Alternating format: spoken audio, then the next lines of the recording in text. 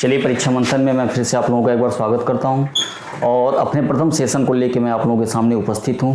मेरा पहला सेशन जो होता है भारतीय साक्ष्य अधिनियम से है। भारतीय साक्ष्य अधिनियम के अध्याय 2 के बारे में हम लोग चर्चा कर रहे थे, जो कि आपके रेलिवेंसी से संबंधित है, सुसंगतता से संबंधित है।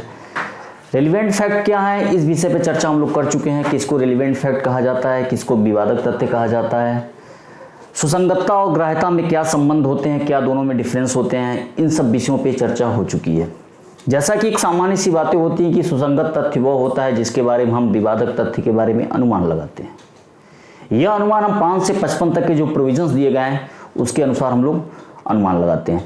अब बात आती है सुसंगत की, और जैसा कि धारा 5 इस चीज़ को क्लियर करता है कि अगर कोई वाद है या कोई कार्रवाई है तो उसके संबंध में केवल आपके सुसंगत तथ्य और विवादक तथ्यों का ही सच दिया जा सकता है। ये सामान्य सी बातें होती हैं। और जब बात आती है सुसंगत की, तो सुसंगतता से संबंधित प्रावधान हमको अध्याय 2 में मिलते हैं। आपके अध्याय 2 नहीं बल्कि भाग 2 है, या आपका क्या है, पार्ट 2 है। पार्ट 2 में इसके संदर्भ में आपके प्रोविजंस मिलते हैं। नहीं, ये पार्ट 1 का ही भाग अध्याय 2 है। सही का अध्याय 2 में इसके बारे में, जो कि 5 से 55 के बारे में प्रावधान करता है। जैसा कि आप लोग जब धारा 3 को पढ़े होंगे तो धारा 3 में बताता है कि एक तथ्य जो होता है दूसरे तथ्य से सुसंगत तब माना जाएगा या समझा जाएगा जब वो आपस में एक दूसरे से सुसंगतता से संबंधित जो प्रोविजन दिए गए उनमें किन्हीं प्रकार जो हैं उनमें जो आपके विशिष्ट या विनिर्दिष्ट प्रकार है उनमें से किसी प्रकार से वह एक दूसरे से कनेक्ट हो। ठीक, यह आपका सुसंगतता के बारे में। तो यहाँ पे जो कनेक्ट तथ्यों की बात की जा रही है वो आपके 5 से 55 तक के प्रोविजंस में मिलते हैं। ठीक, जैसा कि हम लोग धारा 6, 5 भी इस पे डिस्कस हो चुका है कि 5 होता क्या है। 5 तो बता चुके हैं आप लोगों को कि 5 जो बताता है एक प्रकार से कहा जाए कि एक आधारशिला को बताता है, जो कहता है कि विवादक तथ्य और सुसंगत तथ्यों का साक्ष्य दिया जा सकता है और किन्हीं का नहीं दिया जा सकता। यानी पूरी तरह से यह देखा जाए तो साक्ष्य की एक प्रकार से आधारशिला को बताता है, यह सीमाओं को अवधारित करता है और कहा जाए कि यह ग्राह्यता की एक प्रकार से कसौटी है। ठीक, यह धारा 5 है। और साथ ही साथ जब हम लोग पढ़ रहे थे धारा 6 पे चर्चा हो चुकी है और इसके संदर्भ में मेंस के क्वेश्चन कैसे लिखे जाने इसके संदर्भ में आप लोगों को फॉर्मेट दे चुका हूं। धारा 6 कहती है कि एक ही समव्यवहार के भाग होने वाले तथ्यों की सुसंगति के बारे में बताता है कि ऐसा तथ्य जो विवादक तो नहीं है लेकिन विवादक तथ्य से इस प्रकार जुड़ा हुआ है कि एक ही समव्यवहार का भाग है वह सुसंगत होगा, चाहे वह उसी समय उसी स्थान पर, चाहे भिन्न समय भिन्न स्थानों पे घटित हो। ठीक, इसके संदर्भ में आप लोगों से मैं चर्चा कर चुका हूं। अब अगला पॉइंट जो आता है, और जब मैं 6 आप लोगों को पढ़ा रहा था तो उसमें आप लोगों को बताया था कि 6 जो होता है, जो तरीके होते हैं 6 के, या 6 की व्यापकता के बारे में देखना है, उसके क्षेत्र को देखना है तो हमको 7, 8, 9 का अध्ययन करना आवश्यक होता है। धारा 7, 8, 9 जो होती है एक तरह से देखा जाए तो 6 को एक कह सकते हैं एक विस्तार प्रदान करती है, एक प्रकार के तरीके को बताती है। जैसा कि धारा 6 यह बताती है कि एक ही समव्यवहार के भाग सुसंगत होते हैं। एक ही समव्यवहार, relevancy of the forming part of same transaction, यानी कि एक ही समव्यवहार के भाग होने वाले तथ्यों की सुसंगति के बारे में बताता है, जिसके संदर्भ में मैं 2-3 महत्वपूर्ण केसेस भी आप लोगों को बताया, जैसे रटन बनाम क्यून का बनाम, आर बनाम वेडिंगफील्ड, आर बनाम फोस्टर का बताया था, राधे श्याम का केस बताता और सबसे महत्वपूर्ण बात आपका सांवला दास बनाम स्टेट ऑफ बिहार का केस। इन सब केसेस पे मैं चर्चा किया था। जैसा कि धारा 6 कहता है कि एक ही समव्यवहार के भाग होने वाले तथ्यों की सुसंगति। अब प्रश्न यहाँ पे जैसा कि मैं बताया कि 7, 8 जो 9 जो होता है यह 6 के एक प्रकार से तरीके को बताता है। अब प्रश्न यहाँ पे आता है कि एक ही समव्यवहार के भाग, जब एक ही समव्यवहार की भाग की बात आती है तो ऐसा है कि एक ही समव्यवहार में तो बहुत कुछ हो सकता है, प्रसंग भी हो सकता है, परिणाम भी हो सकता है, हेतु भी हो सकता है, तैयारी भी हो सकती है, पूर्व पश्चात का आचरण भी हो सकता है। भाई एक ही समव्यवहार में तो सब कुछ हो सकता है। जैसा कि मैं पहले ही बताया कि क्या कहता है कि यह जो होता है तरीके को बताता है, धारा 7, 8, 9 क्या होता है, तो 6 में जो नियम बताया गया उसके एक प्रकार से तरीके को बताता है, ठीक ना। तो यहां पे हम लोग धारा 7 की चर्चा करेंगे। 6 में तो कोई दिक्कत है नहीं, आप लोगों को कैसे 6 लिखना है, मीन्स कैसे फॉर्मेट बनाने, कैसे इसके आंसर लिखे, मैं पूरी तरह से फॉर्मेट आप लोगों को दे दिया हूं। अब प्रश्न आता है हम लोग की धारा 7 पे चर्चा करनी है। धारा 7 भी या धारा 6 से विस्तृत है। धारा 7 जो होती है वह धारा 6 से क्या होती है, विस्तृत है, क्योंकि धारा 6 जो होता है एक ही संव्यवहार के भाग होने वाले तथ्यों की सुसंगति के बारे में बताता है। धारा 6 क्या कहता है, एक ही संव्यवहार के भाग होने वाले तथ्यों की सुसंगति को बताता है, जबकि 7 क्या कहता है कि ऐसा तथ्य जो एक ही संव्यवहार का भाग नहीं होता है, ये फैक्ट जो होता है वह एक ही संव्यवहार का भाग नहीं होता है, लेकिन वह अन्य प्रकार से विवादक तथ्य या सुसंगत तथ्य से जुड़ा होता है। बात समझे कि अगर हम धारा 7 का विश्लेषण करें, धारा 7 के संदर्भ एक महत्वपूर्ण तथ्य आप लोग जानिए कि धारा 7 जो होता है वह धारा 6 से विस्तृत है, क्योंकि धारा 6 तो एक ही संव्यवहार के भाग होने वाले तथ्यों की सुसंगति के बारे में बताता है कि ऐसा कोई फैक्ट जो है एक ही संव्यवहार का भाग है, वह विवादक तथ्य से इस प्रकार कनेक्ट है कि वह एक ही संव्यवहार का भाग है। जबकि धारा 7 कहता है कि तथ्य जो होता है, जो फैक्ट है, वह एक संव्यवहार का भाग नहीं है, लेकिन वह विवादक तथ्य या सुसंगत तथ्य से किसी अन्य प्रकार से जुड़ा हुआ है। बात समझे आप लोग, कनेक्टिविटी इसमें भी है। धारा 6 के अंदर सुसंगत इसलिए हो जा रहा है क्योंकि संव्यवहार में हो जा रहा है, क्योंकि धारा 6 कहता है कि relevancy of forming part of the same transaction, एक ही संव्यवहार के भाग होने वाले तथ्यों की सुसंगति। और जैसा कि मैं आप लोगों को बताया था, संव्यवहार क्या होता है, बंडल ऑफ फैक्ट्स होते हैं। संव्यवहार क्या होता है, बंडल ऑफ फैक्ट्स होता है, फैक्ट होते हैं सब, ठीक ना। और फैक्ट क्या होता है, दो तरह का फैक्ट होता है,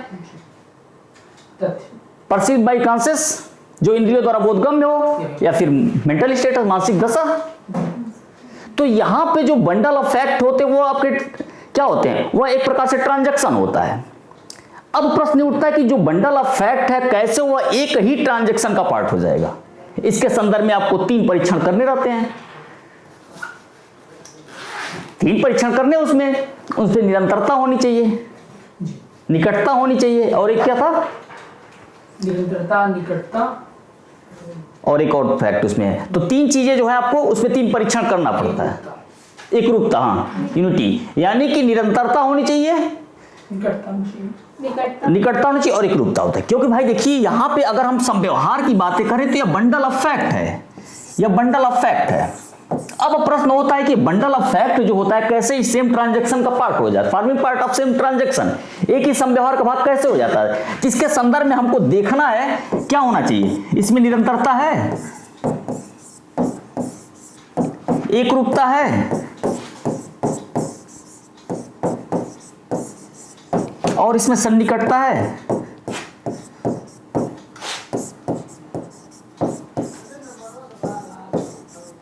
ठीक भाई, हम कैसे जान पाएंगे कि एक ही संव्यवहार के forming part of same transaction हो रहे हैं, एक ही संव्यवहार के भाग कैसे हो रहे हैं, हम कैसे जान पाएंगे। इसके परीक्षण के लिए हमको करना है। अब देखिए जब हम लोग धारा 7 पे चलते हैं तो अब धारा 7 जो होती है वह धारा 6 से विस्तृत है, क्योंकि इसमें जो रेलिवेंसी है वह एक ही संव्यवहार के भाग जो है, एक ही संव्यवहार के भाग होने वाले तथ्यों की सुसंगति के बारे में बताता है। देखिए ये फैक्ट सब हैं, ये सब फैक्ट हैं, ये सब जब सेम ट्रांजैक्शन में हो रहे हैं, विवादक तथ्य से जुड़े हुए हैं या सुसंगत तथ्य इस प्रकार जुड़े हैं कि वो एक ही संव्यवहार के भाग हो जा रहे हैं। लेकिन अगर हम धारा 7 में पहुंचते हैं तो धारा 7 जो होता है वह धारा 6 से विस्तृत होता है। इसके अंतर्गत जो फैक्ट्स होते हैं वो एक ही संव्यवहार के पार्ट नहीं होते हैं, लेकिन क्या होता है वो विवादक तथ्य और सुसंगत तथ्य से जुड़े होते हैं, किसी अन्य प्रकार से जुड़े हैं। जुड़े तो हैं, कनेक्टिविटी तो है उसमें, लेकिन इस कारण कनेक्टिविटी नहीं कि एक ही संव्यवहार के पार्ट हैं। वो बात समझे नहीं समझे। जैसे कि मान लिया जाए कि अगर किसी व्यक्ति की हत्या हो रही है और हत्या होने के दौरान वो व्यक्ति चिल्ला रहा है कि मुझे बचाओ बचाओ, बाहर खड़ा एक व्यक्ति उसको देख रहा है, सुन रहा है उसको, और वहां से भागता है और जाके बाहर कहता है कैसा कि इस व्यक्ति की हत्या की जा रही है। अब ये सब चीजें सेम ट्रांजैक्शन में हो रहे हैं। भाई वो विवादक तथ्य तो यही है ना कि क्या उसने उसकी हत्या की, तो ये सब सेम ट्रांजैक्शन हो रहे हैं, लेकिन धारा 7 जो होता है सेम ट्रांजैक्शन की बात नहीं करता है। इसीलिए कहा जाता है कि धारा 7 जो होता है वह धारा 6 से विस्तृत है, क्योंकि इसका एक प्रकार से दायरा हो जाता है, एक सीमा हो जाता है। फैक्ट जो होते हैं एक ही ट्रांजैक्शन में हो रहे हैं, और एक ही ट्रांजैक्शन में होने के कारण वह एक ही समव्यवहार के भाग हो गए, forming part of same transaction, तो रिलेवेंट हो गए। लेकिन यहां पे क्या होता है, जो फैक्ट्स जो होते हैं यहां पे धारा 7 के अंतर्गत जो फैक्ट होते हैं एक ही समव्यवहार के भाग नहीं होते हैं, ये एक ही समव्यवहार के भाग नहीं होते हैं, यह एक समव्यवहार के भाग नहीं है, यह आपके सेम ट्रांजैक्शन यानी कह सकते एक समव्यवहार के भाग नहीं है।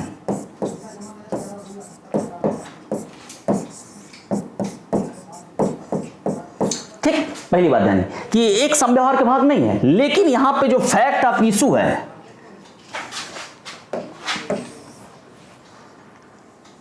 यहां पे जो आपका फैक्ट ऑफ इशू है और आपका कह सकते हैं एंड जो रेलिवेंट फैक्ट है,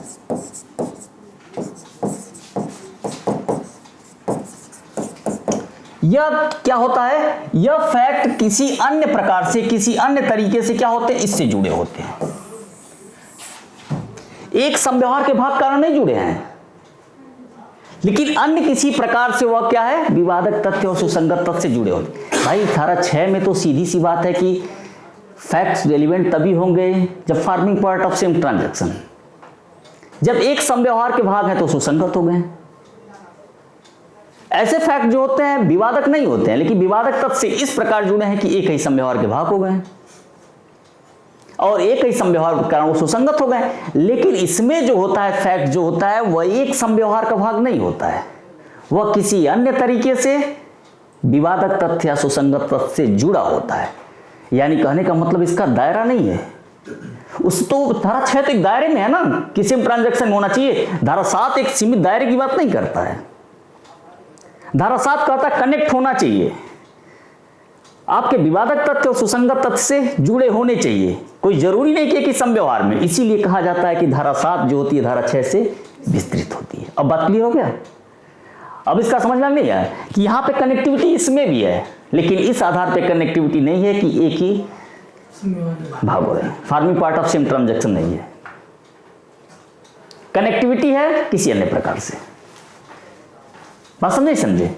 तो ये सामान्य से इसमें पहली बात यह तथ्य होते हैं। और दूसरी बात होती है कि धारा 7 में जो होता है, धारा 7 में जो भी रिलेवेंसी के बारे में बताया गया है वह कार्य कारण से संबंधित होते हैं। क्या होता है? कार्य कारण से यह संबंधित होता है।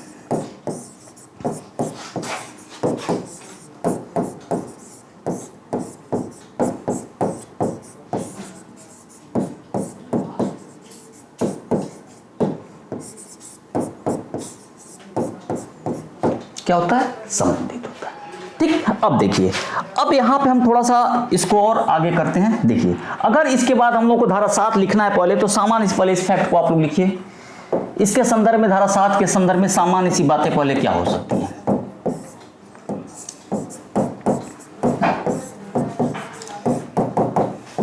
पहला बिंदु लिखिए, पहला बिंदु यह लिखिए कि धारा 7 का क्षेत्र जो होता है, कहां ध्यान है लिखो, धारा 7 का क्षेत्र जो होता है धारा 6 से विस्तृत है।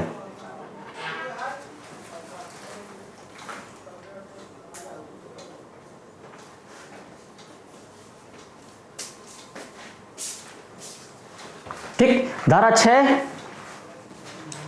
दूसरा पॉइंट, धारा 6 एक ही समव्यवहार के भाग होने वाले तथ्यों की सुसंगति के बारे में प्रावधान करता है। एक ही समव्यवहार के भाग होने वाले तथ्यों की सुसंगति के बारे में प्रावधान करता है, जबकि धारा 7, सेकंड पॉइंट नहीं हो पाया। धारा 6 एक ही समव्यवहार के भाग होने वाले तथ्यों की सुसंगति के बारे में प्रावधान करता है,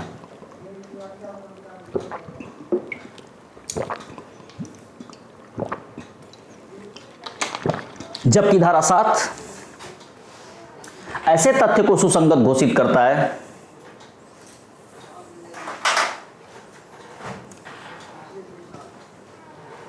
जो एक समव्यवहार के भाग नहीं होते हैं, जो एक समव्यवहार के भाग नहीं होते हैं, किंतु अन्य प्रकार से विवादक तथ्य या सुसंगत तथ्य से जुड़े होते हैं।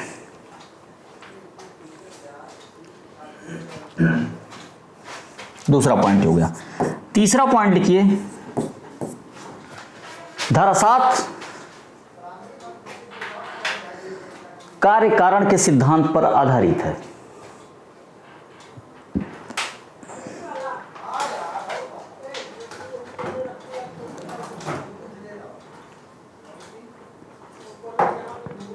ठीक, अब चलिए, अब हम लोग मुख्य बिंदु पे चलते हैं। अब इसकी सामान्य सी बातें समझ में आ गई, नहीं समझ में आ गई?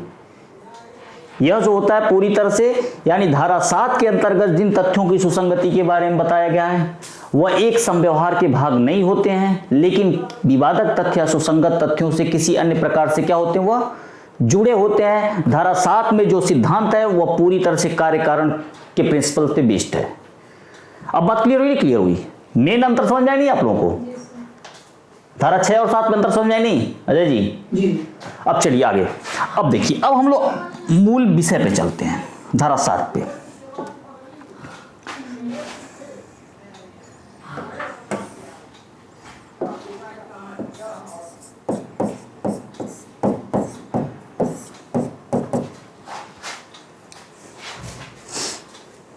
देखिए, धारा 7 कहता है कि वे तथ्य जो विवादक तथ्यों के प्रसंग, हेतु या परिणाम है,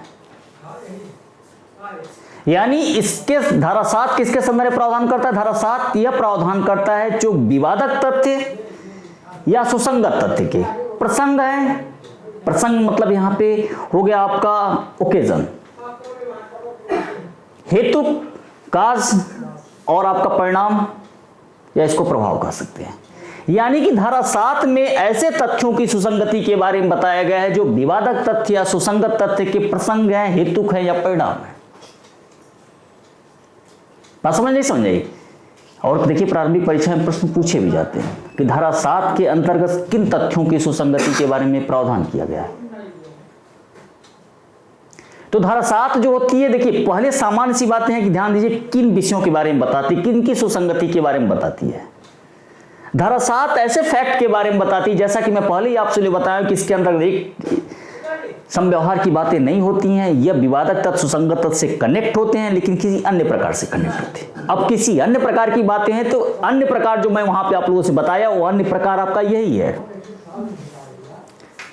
कि वह विवादक तथ्य या सुसंगत तथ्य के क्या है, प्रसंग है, ओकेजन जिसको कहा जाता है, जिसको अवसर भी कहा जा सकता है, प्रसंग, हेतु, परिणाम, या इसको कह सकते हैं प्रभाव भी कह सकते हैं। तो धारा 7 के अंतर्गत किसकी सुसंगति हुई? किसी तथ्य की विवादक से, जो विवादक तथ्य या सुसंगत तथ्य के प्रसंग हैं, ओकेजन, हेतु यानी काज हैं, परिणाम। ठीक, बात समझ नहीं समझ आई? अभी सामान्य सी बातें समझेंगी कि यानी कि धारा 7 के अंतर्गत ऐसे फैक्ट को लिया गया है जो विवादक तथ्य या सुसंगत तथ्य के प्रसंग हैं, हेतुक हैं या परिणाम हैं। ऐसे तथ्य क्या होंगे? सुसंगत होंगे। मतलब विवादक तथ्य जो फैक्ट का इशू या सुसंगत तथ्य का अगर कोई फैक्ट प्रसंग है, क्योंकि जैसा कि मैं बताया था कि 6 से या 7 विस्तृत है। धारा 6 में जो प्रिंसिपल दिया गया उसके तरीके की चर्चा हम लोग कहां करेंगे? 7, 8, 9 में करेंगे। धारा 6 जो होता है एक समव्यवहार की बातें करता है, और उसके तरीके के बारे में हम चलते हैं तो तरीका तो ऐसा है कि अगर कनेक्टिविटी बनी हुई है, कनेक्टिविटी तो होनी चाहिए। देखिए एक बात ध्यान रखिएगा, कनेक्टिविटी होनी चाहिए, लेकिन एक ट्रांजैक्शन के रूप में कनेक्टिविटी नहीं होनी चाहिए।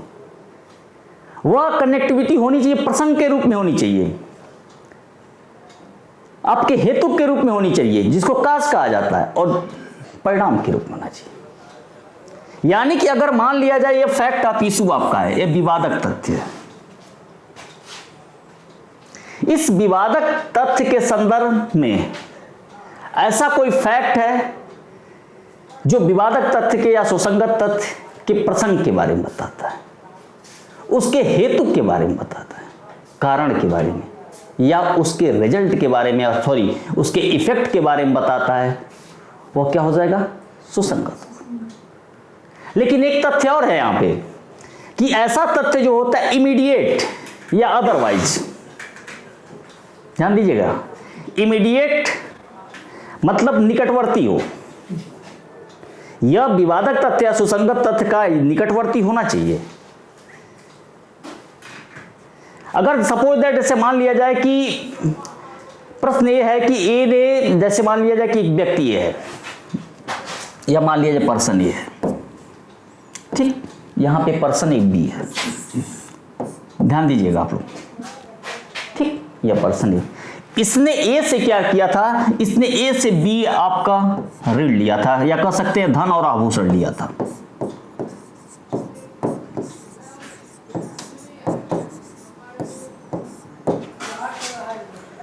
ध्यान दीजिएगा, यहां पे ए है, यहां पे बी है।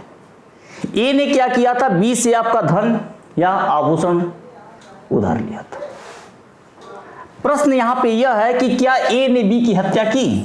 ए ने बी की हत्या की। ध्यान दीजिएगा थोड़ा सा, प्रश्न यह है कि क्या ए ने बी की हत्या की। यहां पे ए ने बी से धन और आभूषण उधार लिया था। यहां पे बी जो होता है पुनः क्या होता है? यहां पे अपने धन और आभूषण को लेने के लिए जाता है। उसने उसे लिया था, वो फिर उसको लेने के लिए जाता है। अब यहां पे प्रश्न यही है कि क्या ए ने बी की मृत्यु कारित की, और पता चलता है कि वह मृतक अवस्था में पाया जाता है। ध्यान दीजिएगा, प्रश्न हम लोग के सामने यह है, फैक्ट ऑफ इशू हो गया क्या यहां पे ए ने बी की हत्या की विचारण चल रहा था। भाई ए की बी की हत्या का विचारण चल रहा था, तो उसमें रिलेवेंट क्या होगा? क्या ए ने बी की मृत्यु कारित की? भाई ट्रायल ही चल रहा है। और देखिए पूरी समस्या ये है, ए ने जो यहां पे बी से धन लिया था, आभूषण लिया था, यह पुनः जो होता है बी जो होता है इस अपने धन और आभूषण को लेने के लिए इसके पास जाता है। तत्पश्चात बाद में पता चलता है कि मृत अवस्था में पाया जाता है। अब यहां पे ध्यान दीजिए कि धारा 7 के अंतर्गत देखा जाए तो प्रसंग अवसर दिया, इसने अवसर दिया नहीं। ध्यान दीजिएगा, यहां पे बी जो है ए के पास जाके जबकि जानता है कि ए मेरा ऋणी है और देने से मना कर रहा है, उसके बाद भी पुनः वो धन को लेने के लिए जाता है, अपने आभूषण को लेने के लिए जाता है, और तत्पश्चात कुछ समय पश्चात तो मृत अवस्था में पाया जाता है। अब वहां पे फैक्ट ऑफ इशू है कि जो इसकी यहाँ पे हत्या की गई थी, वहां पे फैक्ट ऑफ इशू है क्या ए ने बी की मृत्यु कारित की। अब यहां पे ध्यान दीजिएगा, जो यहां पे बी जो होता है ए के पास पुनः जाता है, यानी मतलब क्या हुआ? अवसर दिया। अवसर दिया नहीं दिया? धारा 7 के अंदर क्या है? प्रसंग, हेतु, काज यहां पे हो गया कि भाई उसने उससे ऋण लिया था, और हो सकता है कि वो देने से बार बार मना कर रहा, उसकी मृत्यु कारित कर दिया हो, और तत्पश्चात जिस स्थान पे मृत्यु उसकी कारित की गई थी वहां पे कह सकते हैं कि एक प्रकार से चिन्ह पाए जाते हैं, आपस में झगड़े के चिन्ह पाए जाते हैं। जब 100 का पोस्टमार्टम किया जाता तो उसके चेहरे पे निशान पाए जाते हैं। डीएनए टेस्ट में पता चलता है कि इसी ने एक किया था। ये सब क्या है? ये धारा 7 के अंदर सुसंगत हो नहीं हो गए? अब बात क्लियर हुई कि धारा 7 इसी तथ्य को बताता है। यहां पे थोड़ा सा आप लोग ध्यान केंद्रित करिए कि यहां पे प्रश्न ये है, विचारण का बिंदु ये है कि क्या ए ने बी की हत्या की। अब इसमें विचारण इसी का हो रहा है, ट्रायल इसी का चल रहा है, क्या ए ने बी की हत्या की। अब इसके संदर्भ में आप फैक्ट ऑफ इशू क्या निकालेंगे? आप लोग फैक्ट ऑफ इशू यही होगा कि ए ने बी की मृत्यु कारित की,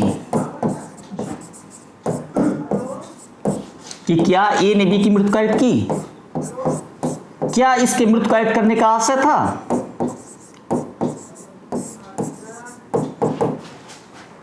भाई यही नहीं, इसका हम फैक्ट ऑफ इशू निकालेंगे। और यहां पे अगर हम विषयों पे ध्यान दें तो चूंकि ए ने बी से ऋण लिया था, धन लिया था, फिर बी पुनः उस अपने धन को लेने के लिए, चूंकि ऋण लिया था उसने बार बार मना किया, भाई मांग रहा था नहीं देंगे, लेकिन पुनः वो क्या करता है, धन और अपने आभूषण को लेने के लिए चला जाता है। और पता चलता है और मृत अवस्था में पाया जाता है। तो यहां पे फैक्ट तो धारा 7 के अंतर्गत सुसंगत हो जाएंगे, प्रसंग के रूप में, हेतु के रूप में, परिणाम के रूप में। भाई उसने अवसर दिया था और पता चल रहा है कि कारण भी था वहां पे नहीं था कारण कि भाई उसने उससे ऋण लिया था, और परिणाम भी इस तरह से, इफेक्ट भी है कि भाई उसके पोस्टमार्टम रिपोर्ट में पता चलता है कि उसे खरोच लगी हुई थी। या परिणाम में भी दे सकते हैं जहां पे उसकी मृत अवस्था में पाया गया था वहां पे वो प्रकार से चिन्ह पर मिले हुए थे, या वो क्या होता है, एक रिजल्ट को बता रहा है। अगर मान लिया जाए कि हत्या हुआ है या फिर कह सकते हैं कि आत्महत्या किया गया है, तो ऐसी स्थिति में आप लोग देखते होंगे दोनों पोस्टमार्टम रिपोर्ट में अंतर होता है, वो इसके इफेक्ट को बताता है भाई, वो उसके परिणाम को बताता है ना। तो ऐसी स्थिति धारा 7 यही बताती है। अब बात क्लियर हुई कि धारा 7 यह कहते हैं कि ऐसा तथ्य जो विवादक तथ्य का प्रसंग हो, ओकेजन हो, हेतु को और परिणाम हो, यह तथ्य सुसंगत है। बात समझे क्लियर हुआ नहीं क्लियर हुआ? पॉइंट क्लियर नहीं क्लियर हुआ? तो धारा 7 क्या कहती? धारा 7 यह कहती कि वे तथ्य जो विवादक तथ्य के प्रसंग है, हेतुक है या परिणाम है, वे तथ्य सुसंगत है। जो सुसंगत तथ्य या विवादक तथ्य के निकटवर्ती या अन्यथा प्रसंग हेतु परिणाम है। बात समझे? चलिए थोड़ा सा हम इसको आगे करते हैं। एक समझ में आ गया ना? ये समझ में आ गया, सब समझ में आ गया होगा। अब देखिए धारा 7 कहता क्या है फिर?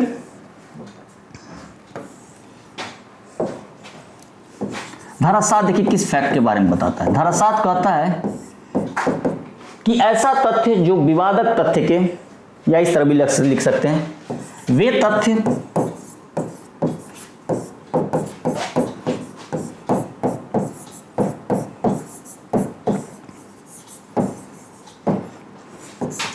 विवादक तथ्य या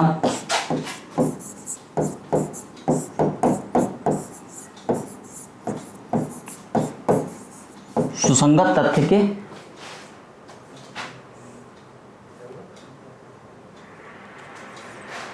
प्रसंग हेतु परिणाम है।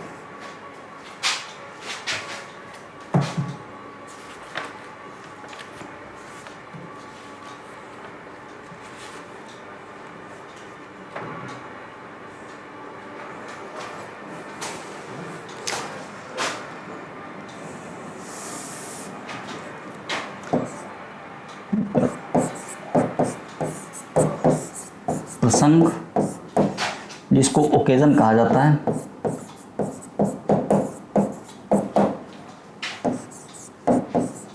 हेतुक, काज, परिणाम।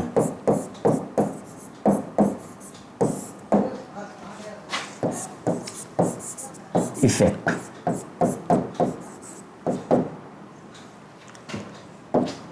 इसके बारे में बताता है कि वे तथ्य जो विवादक तथ्य के प्रसंग हेतु परिणाम है। इस सामान्य से इसके टाइटल्स को बताता है। अब चलिए इसके अंदर चलते हैं। यहां पे धारा 7 का ध्यान दीजिएगा कि वे तथ्य सुसंगत है। ध्यान दीजिएगा आप लोग, कहता है कि वे तथ्य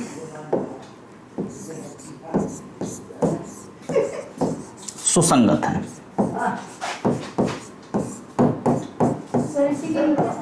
हाँ, कि वे तथ्य क्या होंगे? सुसंगत हैं। जो आपके क्या हैं? जो विवादक तथ्य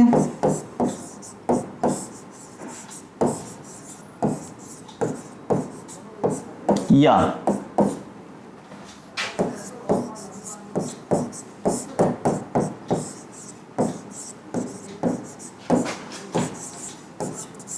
के निकटवर्ती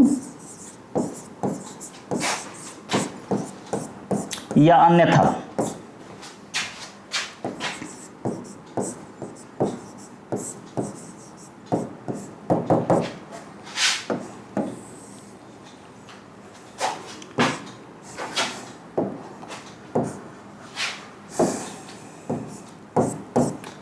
प्रसंग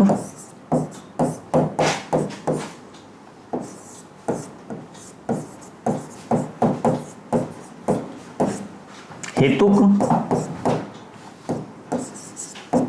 यानी काश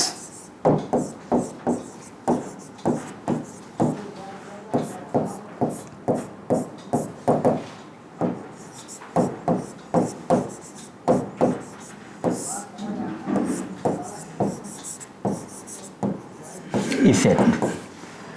अब ध्यान दीजिए, अब क्लियर हो गया नहीं पॉइंट आप लोगों का कि ऐसा कोई फैक्ट है। ध्यान दीजिए आप लोग, थोड़ा सा और ध्यान दीजिए यहां पे।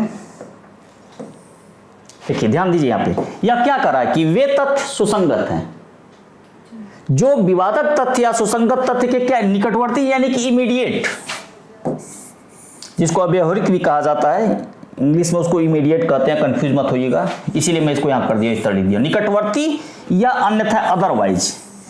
हमको फोकस क्या करना है कि जो विवादक तथ्य या सुसंगत तथ्य के निकटवर्ती या अन्यथा क्या है, प्रसंग है, हेतुक है या परिणाम सुसंगत हो गए। बात क्लियर हो गई? क्लियर हो गई। तो धारा 7 जिसकी बात करता है वो ओकेजन की बात करता है, काज की बात करता है और इफेक्ट की बात करता है। यहीं पे खत्म नहीं होता है, अभी और इसमें है। अब देखिए, अब इसके एक पॉइंट हम डील करते हैं। पहले इसको डील कर लीजिए, फिर आगे हम आप लोगों को बताते हैं। पहले इस पर हम लोग चर्चा कर लेते हैं कि प्रसंग की बातें जो यहाँ पे है, चाहे इसको लिख भी लीजिए तो एक साथ क्लियर कर दे रहे हैं। दूसरे पॉइंट पे आइए, या फिर ऐसी वस्तु स्थिति का गठन करते हैं। ध्यान दीजिएगा, फैक्ट कैसा है, प्रसंग है, हेतुक है, परिणाम है, या ऐसी वस्तु स्थिति का गठन करता है, स्टेट ऑफ थिंग्स, या ऐसी वस्तु स्थिति का गठन करता है, ऐसी वस्तु स्थिति यानी कह सकते स्टेट ऑफ थिंग्स जो होता है, ऐसी वस्तु स्थिति का गठन करता है जिसके अंतर्गत वे घटित हुए हैं।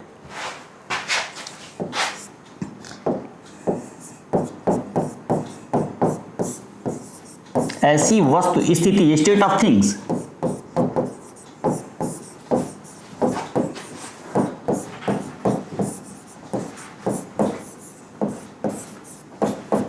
गठन, ऐसी स्थिति का गठन करते हैं जिसके अंतर्गत वो घटित हुए हैं।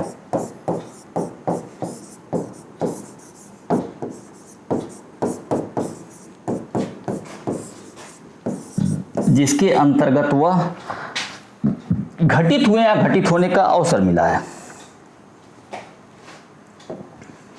जिसके अंतर्गत वह गठित हुए हैं या घटने का अवसर दिया है, या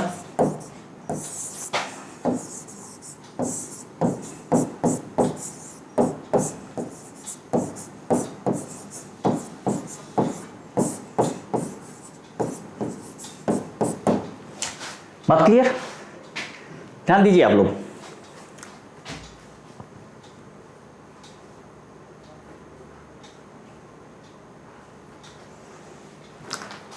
बात क्लियर हो गई? नहीं क्लियर हो गई?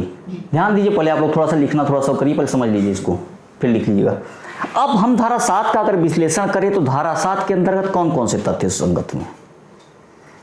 ऐसा तथ्य जो विवादक तथ्य या सुसंगत तथ्य का इमीडिएट यानी निकटवर्ती या अन्यथा प्रसंग हेतु परिणाम है, काज, ओकेजन, काज और इफेक्ट है, और चौथा जो है वो फैक्ट, उसी फैक्ट की बात हो रही है, या फैक्ट ऐसा है कि जो ऐसी स्टेट ऑफ थिंग्स, ऐसी वस्तु स्थिति का गठन करता है जिसके अंतर्गत वह घटित हुआ है।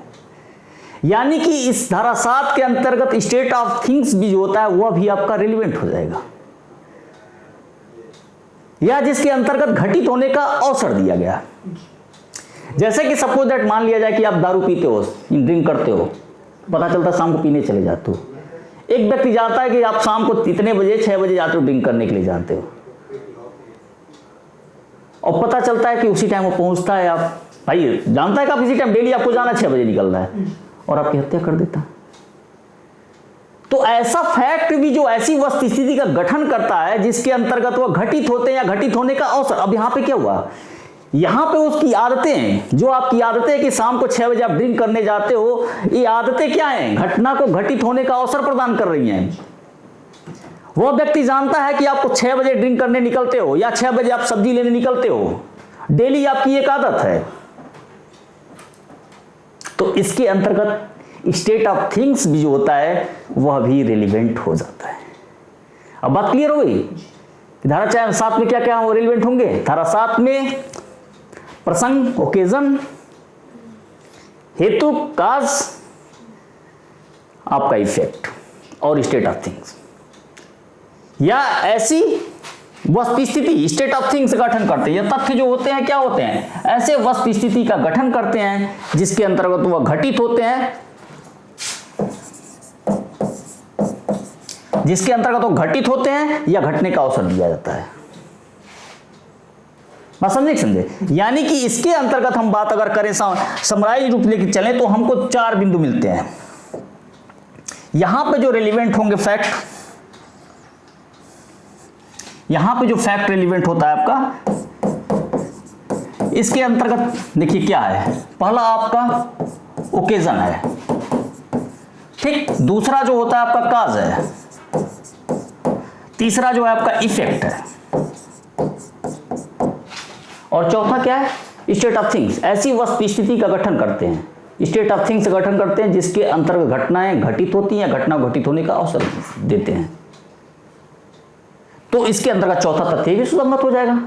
अब बात क्लियर हो नहीं क्लियर? अब देखिए प्रारंभिक परीक्षा में जो आपके प्रश्न इससे संदर्भ पूछे जाते हैं सीधे ऐसे ही पूछ दिए जाते हैं कि धारा 7 के अंतर्गत क्या क्या आपका रेलिवेंट होता है। तो इसमें एक रेलिवेंसी और होती है स्टेट ऑफ थिंग्स, कि अगर ऐसा कोई ऐसा तथ्य जो किसी ऐसी वस्तु स्थिति का गठन करते हैं जिसके अंतर्गत घटना घटित हुई या घटने का अवसर दिया, वह भी क्या होगा आपके अंतर्गत सुसंगत होगा। अब हम लोग एक एक बिंदु को लेकर चलते हैं यहाँ पे।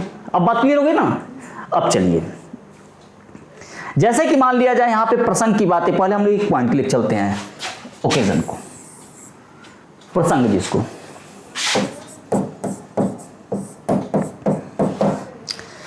ध्यान दीजिएगा आप लोग, एक एक पॉइंट ध्यान दीजिए, फिर कंफ्यूज हो जाएंगे आप लोग। देखिए यह कहता है क्या? प्रसंग यानी कि कोई ऐसा फैक्ट है जो इमीडिएट या अदरवाइज, इमीडिएट या अदरवाइज क्या है? वह ओकेजन है। किसका ओकेजन है? फैक्ट ऑफ इशू का या रिलेवेंट फैक्ट का। मतलब ऐसा फैक्ट जो है आपका इमीडिएट या अदरवाइज जो है क्या है? इसका ओकेजन्स है, ओकेजन्स है, या तो फैक्ट ऑफ इशू का या तो फिर सुसंगत तथ्य का। जैसे कि प्रश्न यहां पे यह है कि क्या कौन ने ख को लूटा। जैसे मान लीजिए एक प्रश्न, विवाद का विषय एक प्रश्न ऐसा है कि क्या कौन ने ख को लूटा।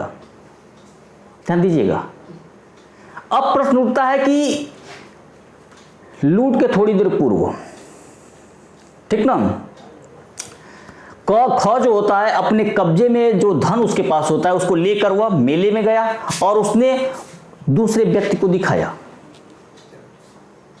ध्यान दीजिएगा कि प्रश्न यहां पे यह है कि क्या कौन ने ख को लूटा, यही प्रश्न है। प्रश्न यहां मतलब है कि विवाद का, विवाद यही है कि प्रश्न यही है कि क्या कौन ने ख को लूटा।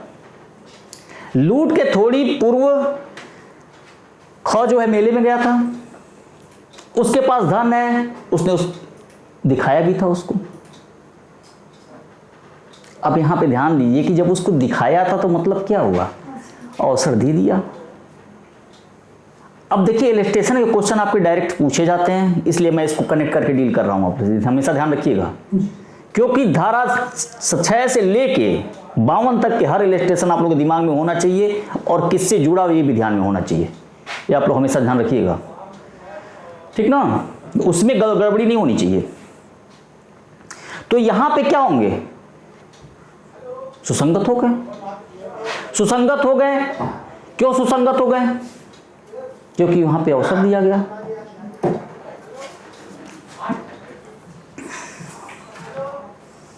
बात क्लियर हो गई ना? तो अगर आप लोग जब इसको थोड़ा सा मेंस के प्रयोजन हेतु लिखते हैं तो जब इसकी चर्चा आप लोग करेंगे तो इसके साथ ही इलस्ट्रेशन यहां पे आप लोग इस दृष्टांत को मेंशन करेंगे। फॉर्मेट समझ में आ रहा है ना? सामान्य सी चीजें, फिर उसके बाद उसको चलना है, फिर एक एक पॉइंट्स को क्लियर करना और उसमें बताना है कि साथ में कौन कौन सी किसकी रेलेवेंसी होती है। मूल चीज जो है तो मैं ऊपर मैं लिखवाया हूं, अब वही सी चीजें समझ में आ गई होंगी आप लोगों को कि कनेक्टिविटी कैसे हो रही है। सेम ट्रांजैक्शन नहीं, forming part of same transaction नहीं है, नहीं, कनेक्ट है। और कैसे कनेक्ट है आप लोगों के सामने स्पष्ट है कि वह जो होता है इमीडिएट या अदरवाइज जो होता है फैक्ट ऑफ इशू का या रिलेवेंट फैक्ट का क्या है, ओकेजन है, इफेक्ट है या काज है या फिर स्टेट ऑफ थिंग्स है। सुसंगत हो गया कि क जो होता है अपने मेले में धन लेके गया था और लोगों को दिखाया, उसको दिखाया भाई मेरे पास धन है, पता चलता उसको लूट लिया गया। भाई उसने घटना को घटित होने का अवसर दिया, या क्या हो जाएंगे, धारा 7 के अंतर्गत आपके सुसंगत हो जाएंगे। बात क्लियर ना? अब कोई दिक्कत है इसमें? अब चलिए दूसरा पॉइंट पे हम लोग पहुंचते हैं, हेतु पे।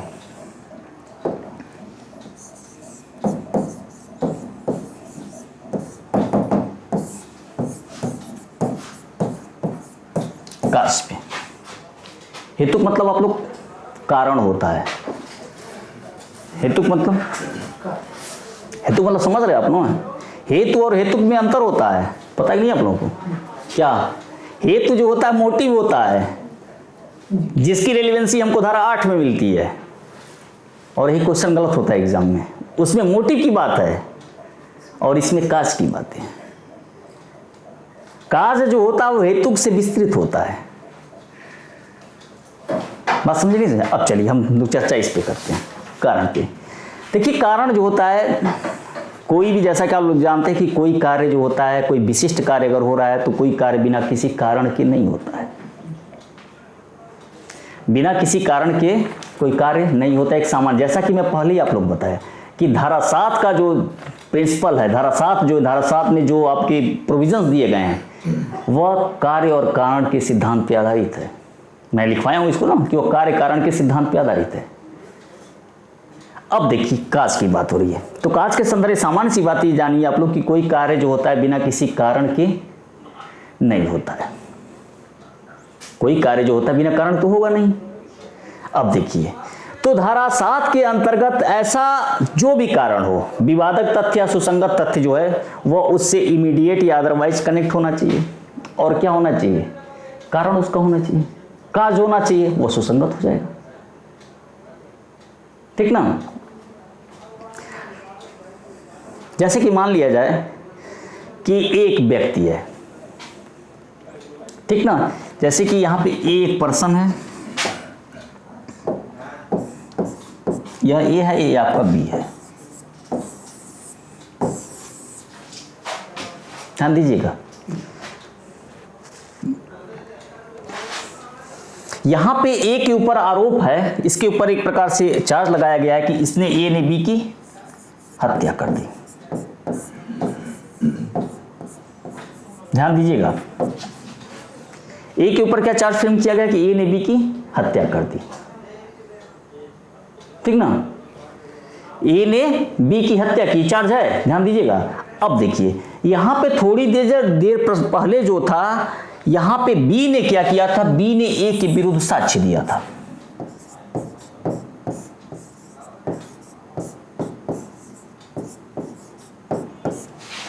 ध्यान दीजिए, प्रश्न यह है कि ए ने बी की हत्या कर दी और हत्या के थोड़ी दूर पूर्व जो था, बी जो था ए के अगेंस्ट जो है, इसके अगेंस्ट जो जाके इसने साक्ष्य दिया था, इसके अगेंस्ट, इसके विरुद्ध इसने साक्ष्य दिया था।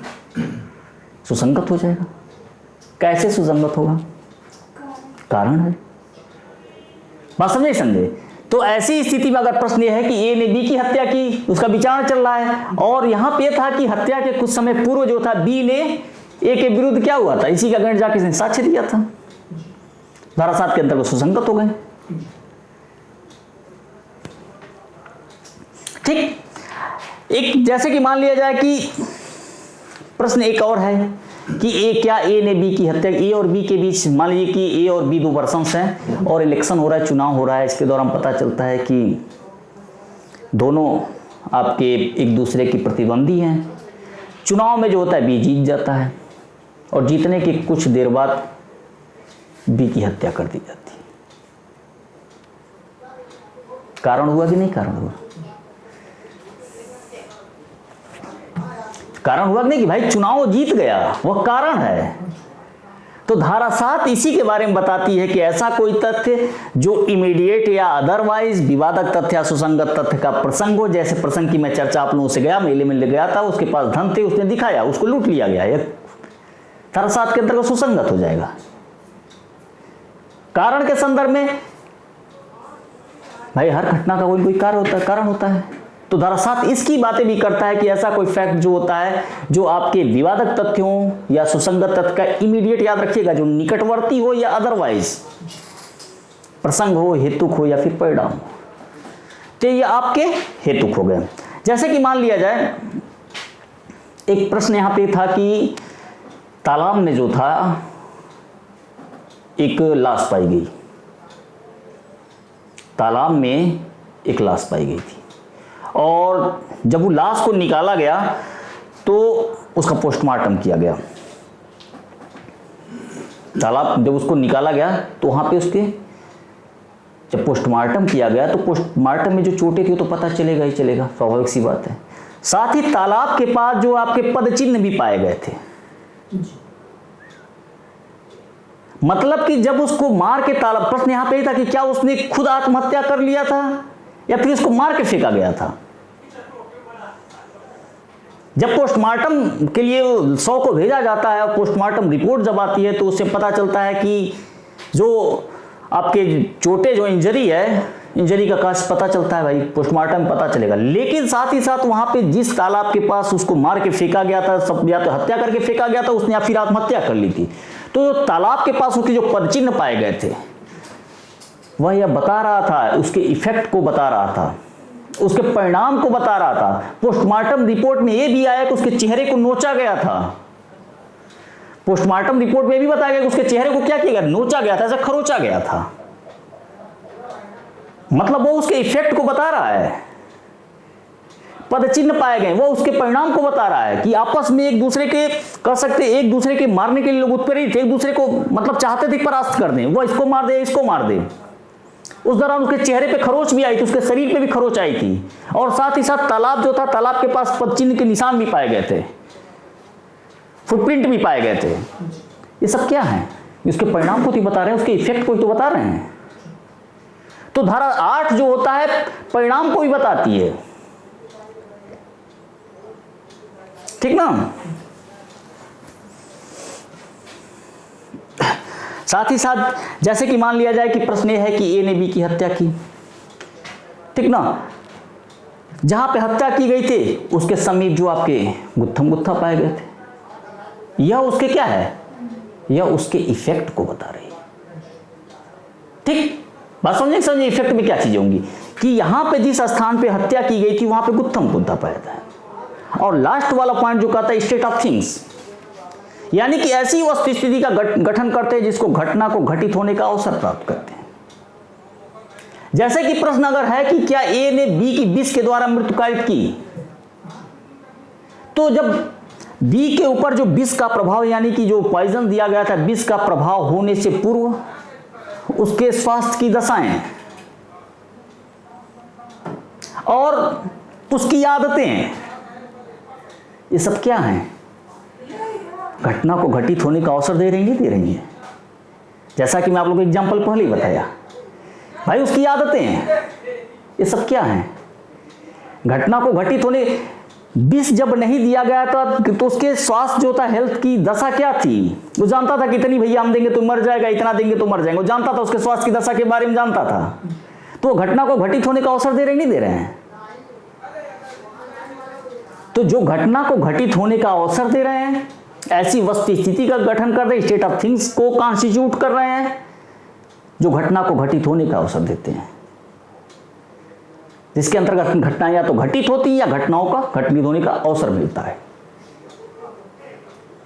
यानी कि धारा 7 के अंतर्गत स्टेट ऑफ थिंग्स भी कॉन्स्टिट्यूट किए जा रहे हैं।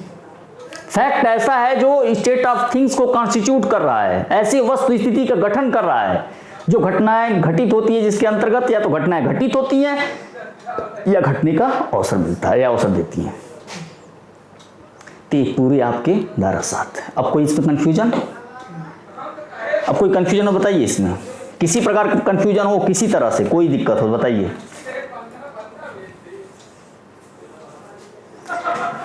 जैसे कि मान लिया जाए कि एक मामला इसमें है, रटन बनाम रजीनामा का मामला था। इसमें मामला ये था कि पति ने पत्नी की हत्या कर दी थी, पति ने पत्नी की हत्या कर दी थी। यहां पे पति ने जो पत्नी की हत्या कर दी थी उसके संदर्भ में उसने बचाव क्या लिया था पति ने कि यहां पे ये दुर्घटनावश ऐसा हो गया। पति अपने डिफेंस में लिया कि उसने मतलब ये दुर्घटनावश जो है पत्नी की हत्या हो गई। लेकिन ये तथ्य कि जो यहां पे बचाव उसने लिया था, पति ने बचाव लिया था कि पत्नी की जो यहां पे हत्या हो गई है, तो पत्नी की हत्या के संदर्भ में जो बचाव लेता है, इसके संदर्भ में यह कि वह अपनी पत्नी से खुश नहीं था। भाई अगर मैटर ये बनता है हस्बैंड ने क्या किया, पत्नी की हत्या कर दी और हस्बैंड ने बचाव ले लिया कि मैंने हत्या नहीं की, ये तो यहां पे जो हत्या हो गई ये दुर्घटनावश एक्सीडेंटल है। लेकिन ये फैक्ट कि हस्बैंड वाइफ में बनती नहीं थी, हस्बैंड वाइफ आपस में एक दूसरे से प्यार नहीं करते थे और साथ ही साथ हस्बैंड का किसी अन्य स्त्री के साथ संबंध भी था। भाई ये तो बहुत बढ़िया कारण मिल गया ना, रेलिवेंट हो गए नहीं हो गए भाई। यहां पे घटना को घटित होने का अवसर भी मिल गया। यह पूरी तरह से एक प्रकार से कह सकते हैं कि कारण को भी बता रहा है। जैसा कि आप लोग देखते हैं जब क्रिमिनल मैटर में कोई इन्वेस्टिगेशन होता है तो उसमें देखा जाता है हस्बैंड वाइफ बीच संबंध क्या होते हैं, जानते कि नहीं आप लोग। और बहुत से ऐसे मैटर होते हैं कि पति द्वारा पत्नी की हत्या, मैक्सिमम प्रोबेबिलिटी, अब तो शायद महिला सशक्तिकरण कम पीट पाती हैं, पहले ज़माने में बहुत पीट जाती थी, अब नहीं पीट पाती। महिला सशक्तिकरण बहुत ज़्यादा हो चुका है, तुरंत मामला न्यायालय में पहुंच जाता है। तो होता क्या था कि बचाव ये लेते थे, दुर्घटनावश हो गया। तो वहां पे अगर ये चीज को आप प्रूफ कर दीजिए, अगर कोर्ट में मामला प्रूफ कर दिया जाए कि इस हस्बैंड का किसी अन्य स्त्री के साथ संबंध था, आपस में एक दूसरे के पट्टी नहीं थी, कई बार पति ने पत्नी को पीटा था, ये सब क्या है, कारण ही तो है। तो यहां पे साथ बस एक ही चीज आप लोग को ध्यान रखना है कि ऐसा कोई फैक्ट है जो क्या है, फैक्ट ऐसा है जो इमीडिएट है, यानी कि एकदम निकटवर्ती है, अदरवाइज क्या है वो फैक्ट, ओकेजन है, काज है, इफेक्ट है, या constitute of state of things. 4 point हो गया। अब एक एक पॉइंट पे मैं समझाया, एक एक पॉइंट पे आप लोग इलस्ट्रेशन बताया, अब तो समझ में आ गया ना। अब तो अब दिक्कत इनकी जिसमें होगी, ये आपका धारा 7 है। इसी के साथ क्लास अपने कक्षा को मैं समाप्ति की मूड पे ले जा रहा हूं और सब लोगों को हृदय से आभार। और साथ साथ कुछ समय की बात है 15 अगस्त, और मुझे संभावना है कि जो हमारी संस्था द्वारा एक छूट दी जा रही है आपके 15 अगस्त तक के लिए, और आप लोग जल्द से जल्द रजिस्ट्रेशन करा सकते हैं। धन्यवाद।